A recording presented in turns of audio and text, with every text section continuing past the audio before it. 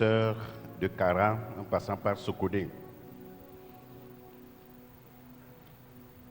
Nous sommes dans la semaine des femmes et aujourd'hui c'est le jour apothéose de leur semaine. Le thème qui a meublé cette semaine, c'est « Éternel, ma force ».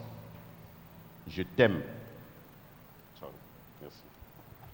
Éternel, ma force, je t'aime. Nous lisons la parole de Dieu dans les psaumes 18. Psaume 18, les versets 2 et 3. Je t'aime, ô Éternel, ma force. Éternel, mon rocher, ma forteresse, mon libérateur, mon Dieu, mon rocher, où je trouve un abri, mon bouclier, la force qui me sauve, ma haute retraite.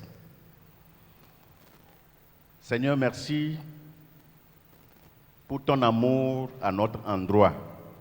Merci de nous amener encore ce jour dans ta maison pour que nous puissions te célébrer, pour que nous puissions te magnifier. Nous voulons te confier cet instant à l'écoute de ta parole. Je suis moi-même entre tes mains et je prie pour ton peuple qui est à l'écoute. Parle au nom de Jésus. Amen. Alors pour nous qui avons eu l'occasion de passer à l'église au cours de la semaine, nous avons reçu bien sûr la visitation de Dieu de plusieurs manières. Que nous soyons là dans la semaine ou pas, nous sommes encore là ensemble ce matin pour terminer cette semaine. Les femmes ont choisi ce thème qui les a conduits durant toute la semaine.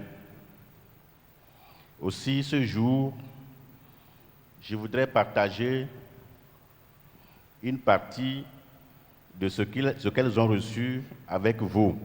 J'ajoute au passage que nous avons lu tout à l'heure, les psaumes 37. Psaume 37, du verset 3 au verset 5. Confie-toi en l'Éternel et pratique le bien. Aie le pays pour demeure et la fidélité pour pâture. Fais de l'Éternel tes délices et il te donnera ce que ton cœur désire.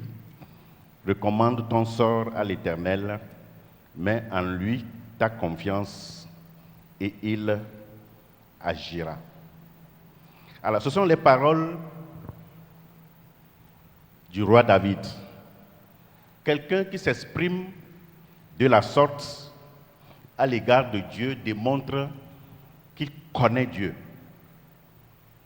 Il a un contact sérieux avec Dieu. Il est connecté avec Dieu et il a connu la grandeur de ce Dieu. Il a connu la prééminence de Dieu. Il a connu la puissance de Dieu dans sa vie. Et il pouvait l'exprimer de cette façon. C'est pourquoi le psalmiste s'écrie « Je t'aime, ô Éternel, ma force. Éternel, mon rocher, ma forteresse, mon libérateur, mon Dieu, mon rocher, où je trouve un abri. » Alors, tout chrétien peut expérimenter cette grandeur de Dieu. Toi, comme moi, nous pouvons nous aussi expérimenter la grandeur de Dieu, la prééminence de Dieu, la toute-puissance de Dieu. Nous pouvons aussi l'expérimenter et s'écrier comme David l'a fait. Et pour expérimenter la grandeur de Dieu, il y a des conditions à remplir. C'est de ces conditions qu'il serait question dans notre présentation. Quelles sont donc ces conditions à remplir? Premièrement, il faut donner sa vie à Christ. Il faut être de la famille de Dieu. Deuxièmement, il faut dépendre totalement de Dieu. Il faut dédier totalement sa vie à Dieu. Troisièmement, il faut être fidèle à Dieu. Et enfin, il faut prier. Il faut soutenir tout cela par la prière. Nous allons examiner ces conditions une à une. La conversion à Christ, qui est la condition sine qua non. Le premier pas à poser avant de prétendre voir la grandeur de Dieu dans sa vie. Il faut donner sa vie à Christ, se convertir. Le premier pas pour expérimenter la puissance de Dieu, la grandeur de Dieu dans sa vie, c'est de donner sa vie à Christ. C'est le point de départ de l'expérience de la puissance de Dieu dans la vie de quelqu'un. Ceux qui sont hors de Christ, comme nous étions nous aussi auparavant, sont dans les ténèbres. Ils sont sans Dieu, sans espoir. Mais à partir du moment où quelqu'un donne sa vie à Christ, il quitte le monde des ténèbres et il vient dans le monde de la lumière. C'est par là que commence l'expérience de la grandeur de Dieu dans la vie d'un individu. Il rentre dans le monde des victoires. Si tu nais dans la famille de Dieu, à partir de ce moment-là, Dieu t'inscrit sur la liste de ses enfants. Il t'appelle mon enfant, il t'appelle ma fille, il t'appelle mon fils. Il y a une erreur que les hommes commettent sur la terre. Ils pensent que comme Dieu a créé les êtres humains, il est trop bon. Tous les hommes sur la terre sont ses enfants. Non. Tous les hommes sur la terre sont la créature de Dieu. Mais pour être enfant de Dieu, il faut naître dans sa famille.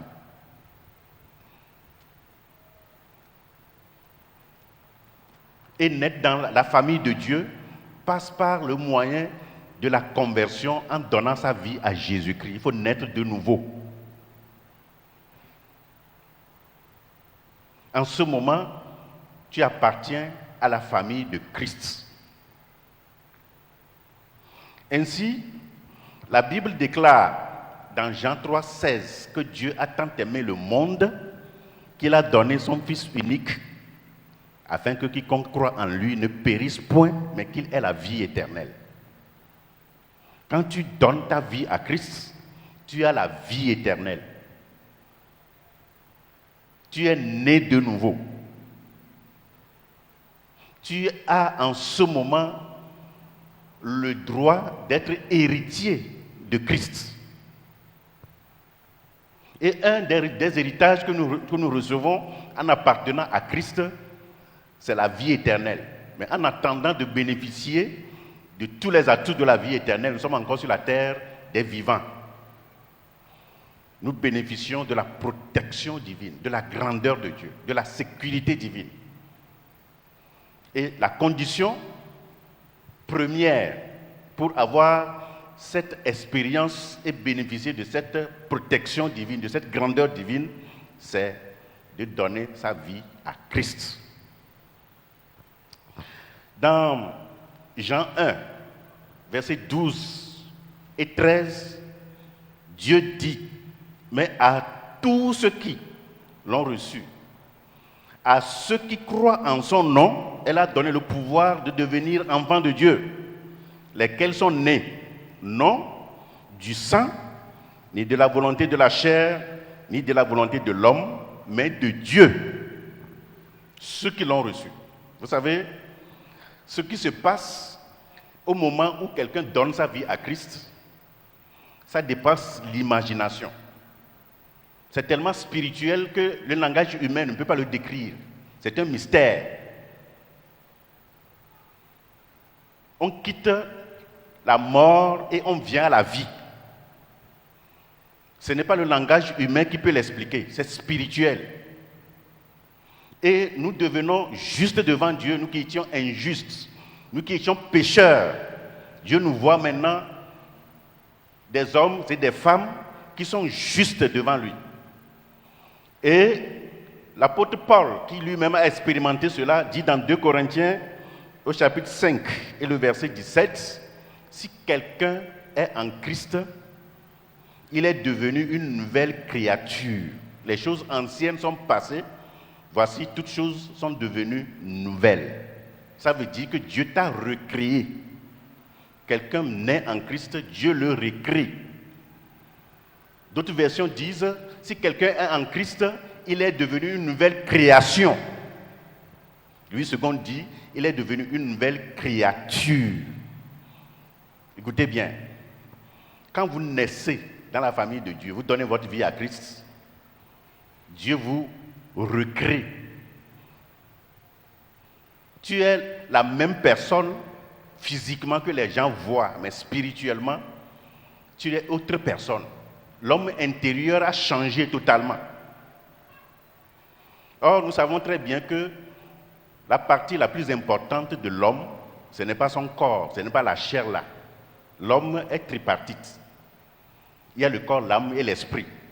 La chose la plus importante, c'est notre âme. C'est notre âme. L'enveloppe là, c'est de cela que l'âme se sert pour s'exprimer. Alors quand nous devenons nouvelle créature, l'homme intérieur est changé totalement. C'est ce que cela signifie. L'expérience des 7 fils de Séva va peut-être mieux nous éclairer.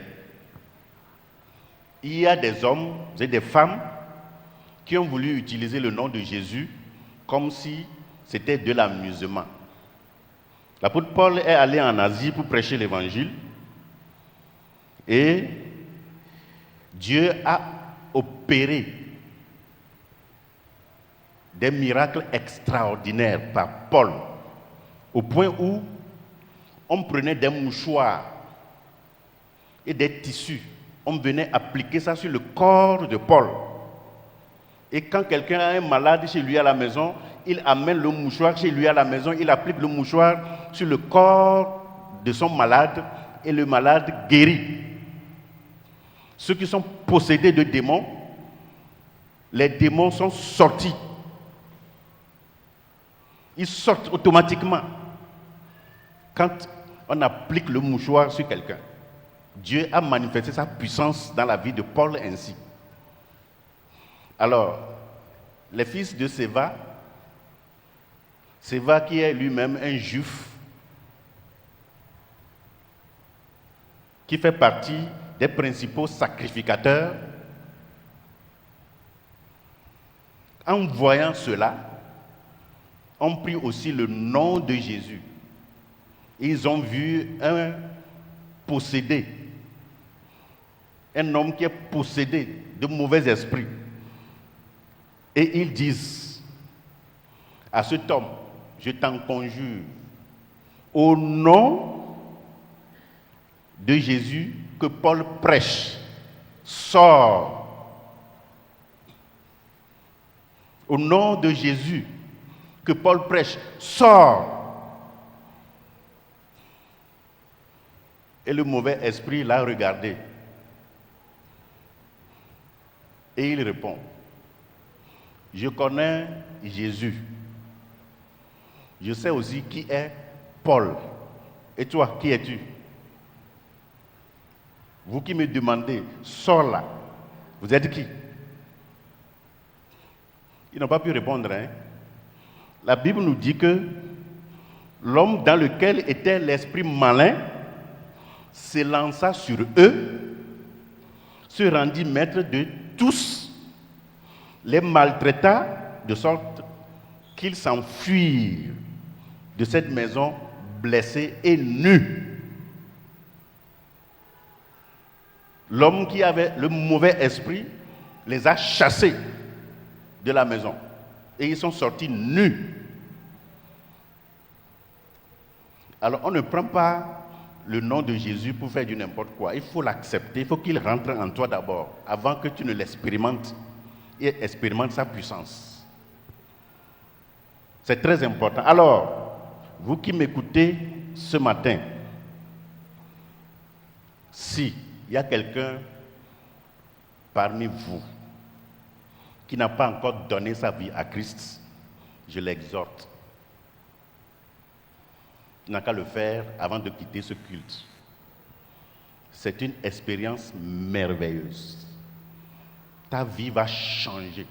Tu ne serais plus jamais la même personne. La main de Dieu se posera sur toi. Les yeux de Dieu seront sur toi. Dieu te conduira par un droit chemin, le chemin du bonheur, le chemin de la paix, le chemin de la joie, au nom de Jésus-Christ. La deuxième condition à remplir pour expérimenter la puissance de Dieu, c'est la dépendance totale de Dieu. Il faut dédier sa vie totalement à Dieu quand on donne sa vie à Christ. Dit, ma vie t'appartient désormais. Dieu m'efface moi-même et je te remets toute ma personne. Prends mon corps, mon âme et mon esprit. Dirige tout. David a dit, je t'aime, ô Éternel, ma force, je t'aime. Alors notre amour pour Dieu doit nous amener à ne pas avoir un autre recours, un autre secours, à ne pas prétendre s'appuyer sur autre chose que ce Dieu. Jésus devait nous suffire en tout. Ce même David déclare dans les psaumes 37, du verset 3 à 5, « Confie-toi en l'Éternel, fais de l'Éternel tes délices, recommande ton sort à l'Éternel, mets en lui ta confiance et il agira. » La confiance et la dépendance totale de Dieu. Quand quelqu'un le fait ainsi, ça oblige Dieu à agir dans la vie de celui qui le fait. Il sait que la personne n'a aucun autre secours. C'est lui qui doit venir. C'est le moyen par lequel Dieu tisse lui aussi une relation sincère avec nous. Mais lorsque nous servons Dieu un peu dedans, un pied dehors, et que nous avons des doutes, nous ne nous appartenons pas totalement à lui, eh bien, Dieu aussi se met à l'écart. Un jour, il y a un chrétien qui a été rattrapé par un brigand, un malfaiteur. Et quand le malfaiteur l'a attrapé, il a mis sur sa tête le fusil. Et tu me donnes tout ce que tu possèdes, ou bien je finis avec ta vie. Il a mis l'arme sur sa tempe comme ça. Tu me donnes tout ce qu'il y a dans ta poche, ou bien je finis avec ta vie. Alors, cet homme lui dit, « Monsieur, je n'ai rien dans ma poche, rien, il n'y a rien. Mais ma vie là aussi, avant-hier, je l'ai donnée à Jésus. Il n'a plus rien. Dans ma poche là, il n'y a rien. Mais ma vie que tu veux prendre là aussi, avant-hier, je l'ai déjà donnée à Jésus. Qu'est-ce que tu vas prendre encore maintenant? Le monsieur l'a regardé, il est parti avec son arme. Il a compris qu'il n'y aura rien à gagner avec cet homme-là. Voilà comment on vit avec Christ. Ma vie ne m'appartient plus. Je te la donne. Fais d'elle ce que tu voudras. Et puis on est tranquille. Je ne sais pas s'il y a parmi nous quelqu'un qui tient un bébé. Voilà. Il y a un bébé là-bas. Là. Il vient avec le bébé. Viens. Oh, reste là-bas. Montre-leur le bébé. L'enfant qui est entre les mains de cette fille-là, est-ce qu'il redoute quelque chose? L'enfant là. Quand il a faim, il va pleurer, la maman va lui donner à manger. Il veut déféquer, il défèque. Il ne redoute rien. L'enfant là. Il pleure, on lui donne à manger, un point, un trait. C'est comme ça Dieu veut qu'on soit dans sa main. Tranquille. Quand nous avons besoin de quelque chose, nous crions vers lui. Il dit, me voici. Est-ce qu'il y a une seule maman ici, quand son enfant pleure, elle ne s'inquiète pas pour voir qu'est-ce qui se passe avec l'enfant? Je ne sais pas. Hein. Est-ce qu'il y en a? On n'a qu'à lever la main, je vais voir. Mais si nous, mademoiselle, merci beaucoup, tu peux retourner à ta place. Si nous, les humains, nous le faisons ainsi, ce n'est pas Dieu qui va nous abandonner. Non, il ne peut pas. Le prophète Ésaïe a dit, sous l'impulsion du Saint-Esprit, si tu traverses les eaux, c'est Dieu qui parle, si tu traverses les eaux, je suis avec toi. Et les fleuves, ils ne te submergeront point. Si tu marches même dans le feu, tu ne te brûleras pas et la flamme ne t'embrasera pas. Car je suis l'Éternel, ton Dieu, le Saint d'Israël, ton Sauveur. Je donne l'Égypte pour ta rançon, l'Éthiopie et Séba à ta place. Parce que tu as du prix à mes yeux, parce que tu es honoré et que je t'aime. Je donne des hommes à ta place et des peuples pour ta vie. Alléluia. C'est Dieu lui-même qui fait ces promesses. Que parce que tu as du prix à ses yeux. Toi-même, tu penses peut-être que tu ne vaux rien. Quand tu te regardes parfois, tu as les larmes aux yeux. Mais quelqu'un est en train de t'envier ta place. Ta position là, quelqu'un veut ça. Mais toi, tu ne vois pas que cela a de la valeur pour toi. Mais ce matin, comprends que tu as de la valeur pour Dieu. Tu vaux beaucoup pour Dieu. Dieu dit, hein, tu as du prix à ses yeux. Et parce que tu es honoré et que je t'aime, même si le monde entier est contre toi et que Dieu t'aime, tu es majoritaire. Les hommes n'ont qu'à voter contre toi.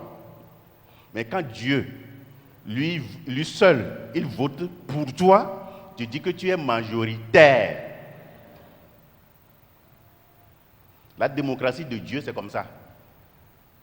Ce n'est pas la majorité qui compte. Mais il faut que tu sois de son côté et tu es déjà majoritaire. Alors, ces promesses dont nous venons de parler, ce n'est pas que Dieu fait la promesse et puis s'arrête. Il dit, si tu traverses les eaux, je serai avec toi. Qu'est-ce que Dieu a fait avec les enfants d'Israël au bord de la mer Rouge? Est-ce que les enfants d'Israël ont péri dans la mer? Mais non. Ils ont traversé la mer Rouge. D'un bord à l'autre bord, ça fait environ 1 kilomètre. Mais les enfants d'Israël ont traversé la mer à pied sec. Si tu traverses les eaux, je serai avec toi, a dit Dieu. Ce n'est pas Adadé qui a dit ça, qu'il sera avec toi. Moi-même, je cherche celui qui va être avec moi. C'est ce Dieu-là, c'est à lui que je me suis accroché aussi. Si tu traverses les eaux, je serai avec toi. Et les fleuves, ils ne te submergeront point. Et Dieu l'a démontré à travers les enfants d'Israël pendant qu'ils étaient au bord de la mer Rouge. Qu'est-ce qui s'est passé avec Jonas quand il a été jeté dans la mer, dans l'eau? Dieu n'avait pas voulu que sa vie soit détruite. Il a ordonné à un gros poisson de venir l'avaler. Et c'est un mystère tout ça. Comment un homme peut demeurer dans le ventre du poisson pendant 3 jours et vivre? Quand la science dit, quand tu manques d'oxygène pendant 10 minutes, c'est fini pour toi, Jusqu'à 20 minutes. Lui, il est resté pendant 3 jours. Tu vas l'expliquer comment? Les médecins chrétiens ne peuvent pas dire le contraire. Ils savent que Dieu dépasse la science. Jonas est resté dans le ventre du poisson pendant 3 jours. Le 3e jour, là où Dieu voulait qu'il aille, il a refusé. Le poisson est allé le vomir là-bas. Va prêcher l'évangile. Même si tu désobéis à Dieu et que tu cries à lui, au secours, je me répands, Dieu viendra à ton secours. Au nom de Jésus-Christ. C'est comme ça notre Dieu est. Si tu veux voir sa puissance, confie-toi totalement à lui. Il dit, si tu marches dans le feu, tu ne brûleras pas. Et la flamme n'embrasera pas, ne t'embrasera pas. Nous l'avons vu dans la vie de Sadrach, Meshach et Abed-Nego.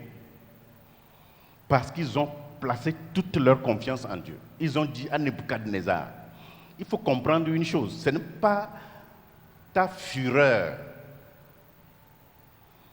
ce n'est pas le fait que tu nous fasses peur qui va nous faire désobéir à notre Dieu. Nous ne le ferons pas. Même si Dieu ne nous délivre pas dans tes mains, nous n'allons pas nous prosterner devant cette statue. Nous n'allons pas compromettre notre foi. Nous tenons ferme notre Dieu. Nous savons qu'il peut même nous délivrer. Même si ce n'est pas le cas, nous n'allons pas désobéir à notre Dieu. Nebuchadnezzar a ordonné, on les a pris, jetés dans le feu, chauffés 7 fois. Si Nebuchadnezzar, avec ses partisans, était intelligent, ceux qui ont jeté les gens dans le feu, eux-mêmes, ils sont brûlés, ils sont morts. Il ne va pas être intelligent. Mais le diable a fermé leurs oreilles. Ceux qui sont allés tomber dans le feu les a aidés à enlever les liens. Les liens sont coupés et ils sont dans le feu, en train de chanter, certainement. Edje tome, todoga, edje zome. Amen.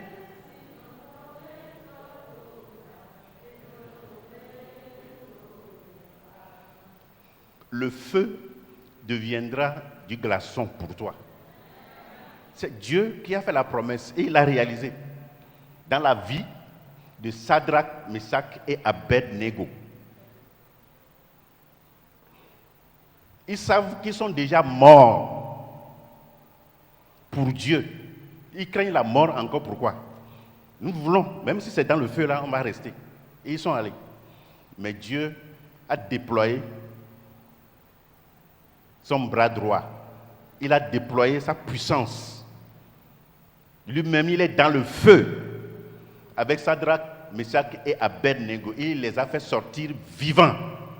Et ce jour-là, Nebuchadnezzar et tout le peuple de Babylone ont changé leur Dieu. Nebuchadnezzar même dit, à partir de ce jour, celui qui va refuser d'adorer le Dieu de Sadrach, Meshach et Abed-Nego serait mis en pièces. C'est comme ça on adore Dieu. Et on est tranquille, on n'a pas peur. On n'a peur de rien. On est plus fort qu'un lionceau. Frères et sœurs, je vous exhorte ce matin. Que dirons-nous de Daniel dans la fosse aux lions? Quand on allait le jeter dans la fosse aux lions, il ne se plaignait pas. Oh Dieu, qu'est-ce que j'ai fait?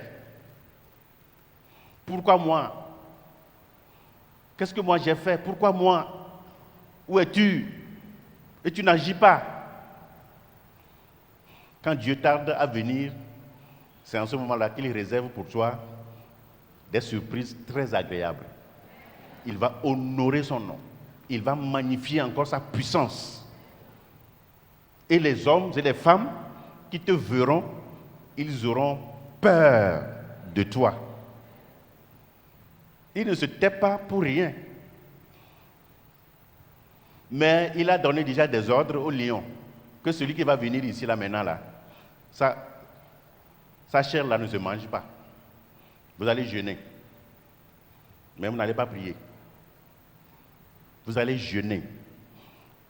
Daniel est tombé dans la fosse aux lions et il est devenu ami des lions. Jusqu'au lendemain. Et le roi, pour lui, Daniel est mort.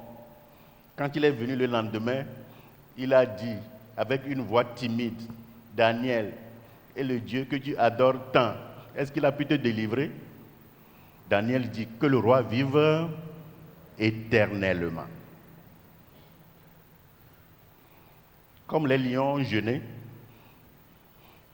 et le roi a donné l'ordre, vous qui avez mis Daniel dans la fosse aux lions là, maintenant c'est votre tour. Allez-y, on va voir. Les lions ont déjà jeûné, non, ils ont bien faim.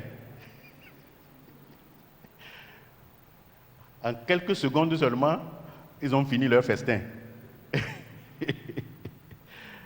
Écoutez-moi bien. En tout cas, moi, c'est ma foi. Je ne perds pas de temps pour mes ennemis. Je ne sais pas si j'en ai même. Si quelqu'un fait de moi son ennemi, ça fait son problème. Parce que moi, je suis sans problème. Mon seul ennemi, c'est le diable. Ce sont les démons. Mais un homme est mon ennemi. Si quelqu'un veut, il n'a qu'à essayer. Je ne perds pas mon temps pour mes ennemis. Un professeur de théologie avait donné un devoir à ses étudiants. Il a dit, décrivez Dieu et décrivez aussi Satan. Vous avez 1 heure pour rendre vos devoirs, chacun. Et les étudiants ont commencé, tout le monde écrit kacha, kacha, kacha, kacha, kacha, tout le monde écrit. Jusqu'à la fin. Il dit, il reste 10 minutes pour ramasser les papiers. Et après les 10 minutes, chacun a ramassé. Et sur le papier, il y a un étudiant qui a écrit, des gens ont écrit des pages et des pages. Il y a un étudiant qui a écrit à la fin,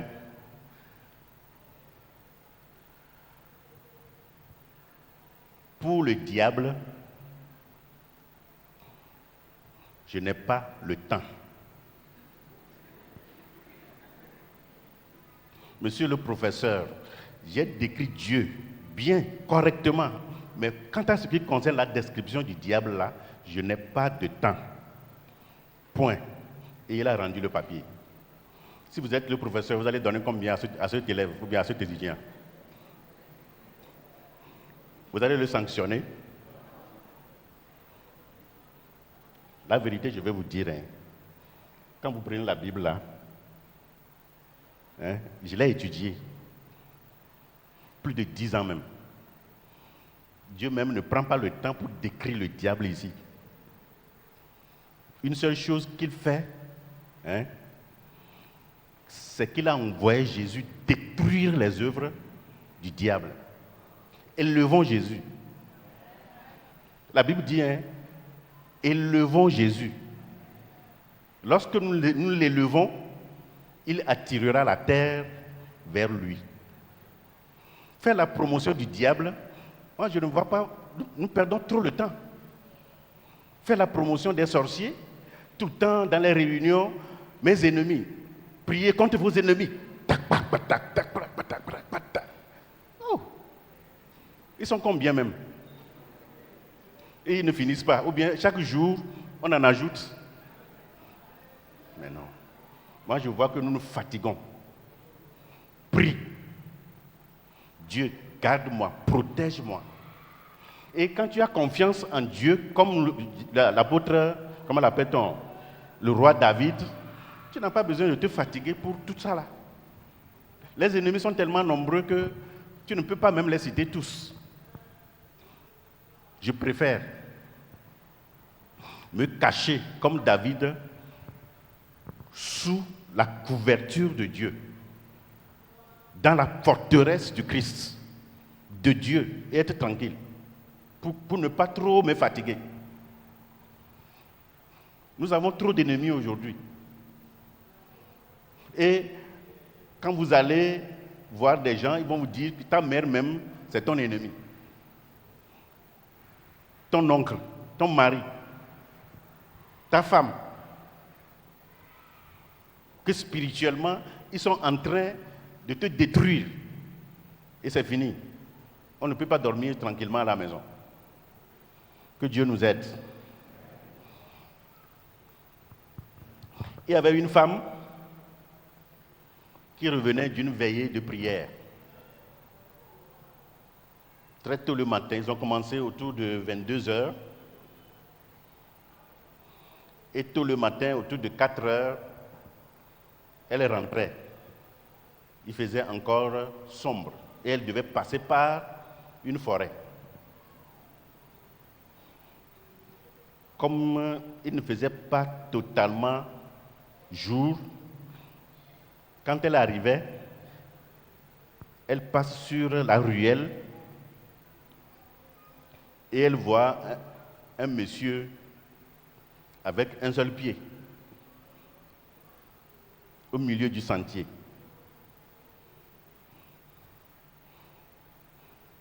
Quelqu'un avec un seul pied.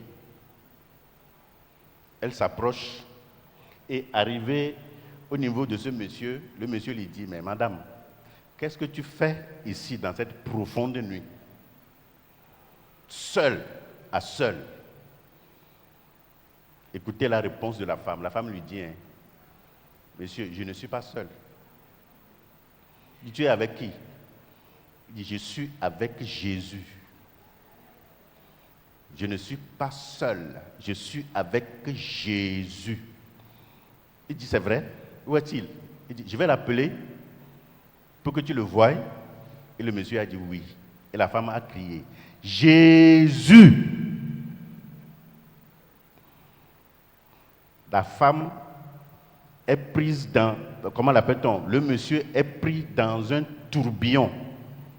C'est dans un tourbillon, il est rentré dans la brousse. Et la femme a continué son chemin pour revenir chez elle à la maison. Madame, monsieur, je veux vous dire une chose. Tu n'es pas seul. Si tu peux t'approprier cette promesse, quand Dieu dit je suis avec toi là, c'est la vérité. Il faut vous approprier cette promesse. Je ne suis pas seul. Je suis en Jésus. Je suis avec Jésus. Et à partir du moment où je ne suis pas seul, tout ce qui peut m'atteindre, Jésus va me délivrer. N'est-ce pas? Nous-mêmes, nous témoignons de temps en temps ce qui nous arrive et Dieu nous délivre. Comment il a fait hier et il ne peut pas le faire aujourd'hui et nous paniquons très souvent. Pourquoi? Est-ce qu'il change? Jésus est le même hier, aujourd'hui et éternellement. Maintenant, nous comptons sur lui hier. Il a fait pour nous. Mais aujourd'hui, quand ça change un peu, on commence pas à paniquer. Je voudrais encourager la foi de quelqu'un ce matin. Demeurer ferme dans la foi. Amen. La fidélité qui est la troisième condition. Psaume 37, verset 3 dit « Confie-toi en l'Éternel et pratique le bien. Est le pays pour demeure et la fidélité pour pâture. » Le pays pour demeure et la fidélité pour pâture. Dans ce passage, nous voyons que David fait la promotion de la fidélité à Dieu. C'était un de ses secrets. Il cherche à cultiver une relation très intime avec Dieu et à lui rester fidèle, à être obéissant dans tout ce que Dieu lui prescrit. La fidélité à Dieu implique la haine du péché. Il faut haïr le péché. Ça ne veut pas dire que David ne pêche pas, non. David a commis des péchés ignobles. Il a commis l'adultère et il a commis aussi le meurtre. Cependant, c'est un homme qui a un cœur humble. Il se repent automatiquement. À partir du moment où David se rend compte qu'il a péché, il se repent en même temps. Et il ne commet pas le même péché deux fois. C'est le secret de David, ça. Même péché deux fois. Mais quand on est incrédule, on peut commettre le même péché deux fois, trois fois, quatre fois. Et l'incrédulité, c'est la mère de tous les vices. L'incrédulité, c'est la mère de tous les péchés, de tous les vices. Certains font de la vie du péché leur vie. Ils nagent dans le péché. Et le péché ne leur dit rien. Ils peuvent voler une fois, deuxième fois, troisième fois. Ils peuvent faire la prison trois fois, ce n'est pas leur problème. D'autres, l'adultère, c'est leur vie. Ils nagent dedans.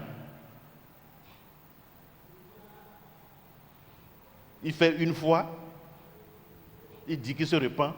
Deux fois, il dit qu'il se repent. Trois fois, mais il ne se repent jamais. Un vrai chrétien, ce n'est pas quelqu'un qui ne pêche jamais. Il peut arriver qu'il pêche. Nous sommes chers et saints. Dieu sait de quoi il nous a créés. Mais un vrai chrétien, quand il pêche, il se repent et il fait la promesse à Dieu que je ne vais plus recommencer.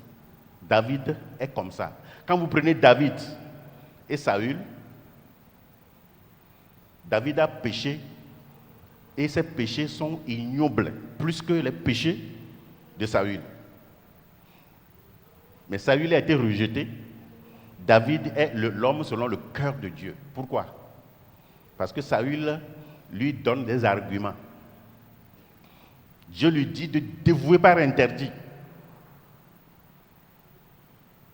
la ville, de tuer tous les rois, les animaux. Mais il a épargné quelques animaux en disant qu'il veut faire des sacrifices à Dieu. Dieu ne sait pas qu'il veut des sacrifices. Et quand Samuel est venu le voir, il a donné des arguments, avant de reconnaître plus tard qu'il a péché. Un chrétien ne vit pas comme ça. Le chrétien, il hait le péché. Mais quand il pêche, il se repent en même temps et il dit non à ce péché pour une deuxième fois. Mais il y en a aujourd'hui. Vous êtes en train de me regarder, non? La vie de péché là même là. Ça dit, ça les plaît. Ils veulent comme ça.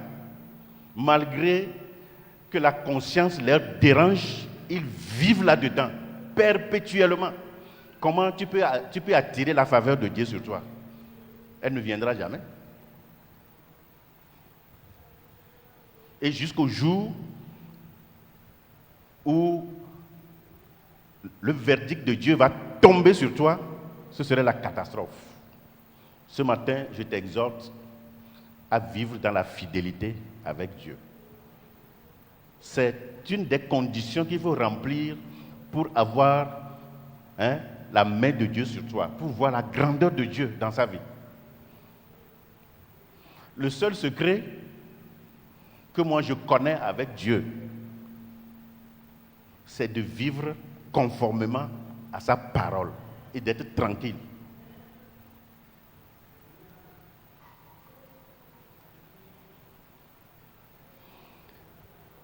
Je dis, moi-même j'ai des enfants.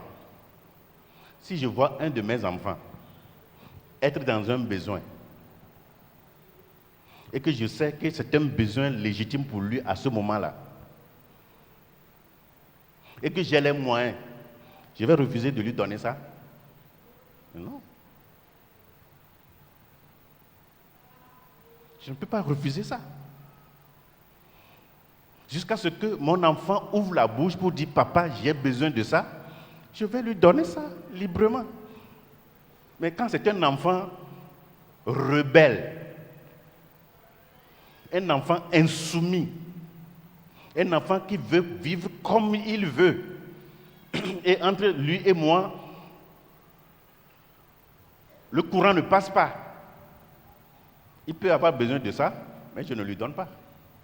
J'attends qu'il se soumette d'abord, qu'il mène une vie correcte avec moi d'abord. C'est normal.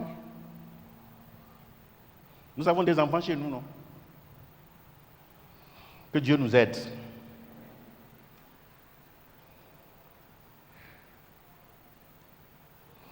Comme je le disais, David est un grand pécheur, mais il a eu la grâce auprès de Dieu parce qu'il sait se repentir. Le dernier élément dont nous allons parler, qui est la dernière condition pour avoir la grâce de Dieu avec soi, c'est la prière. Vous savez très bien que la prière est une question de vie ou de mort.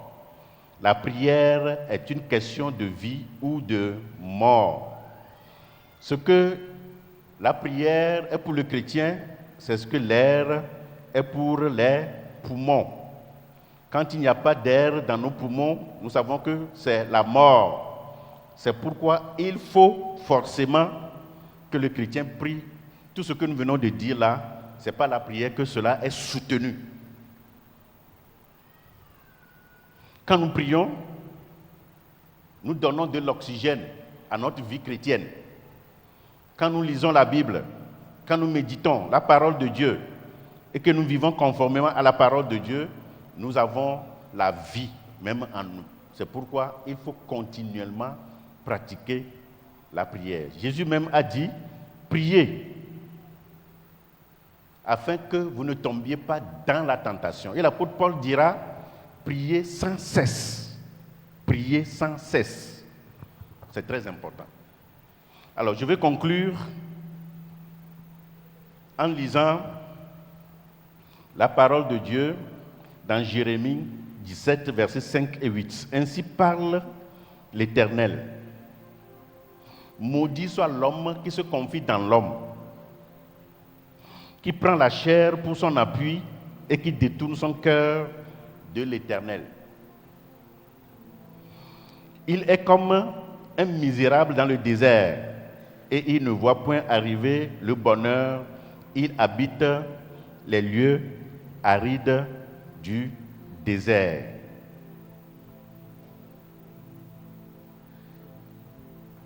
Maudit soit l'homme qui se confie dans l'homme, sur qui tu comptes, en qui tu as ta confiance.